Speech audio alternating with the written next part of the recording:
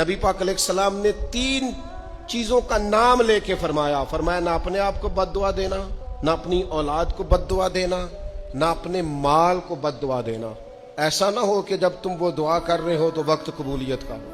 کبھی بھی اپنی اولاد کو، اپنے آپ کو، اپنے اموال کو بد دعا نہ دو۔ کیوں ایسے جملے بولتے ہو؟ یعنی غصے اور جلال میں بھی جب اپنے بچے کے لیے بات کرو تو پیار والی بات کرو، غصے میں، جلال میں، جذباتیت میں بھی بہن بھائیوں کے لیے، گھر والوں کے لیے، اپنے لیے بات کرو تو محبت والی بولی بولو۔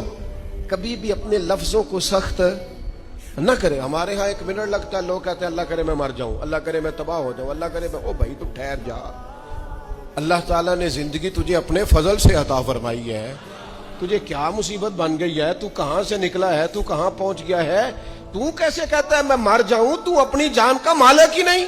مالک تو وہ ہے جس نے اپنی مرضی کی جگہ پہ پیدا کیا ہے، اپنی مرضی کا وقت دیا ہے۔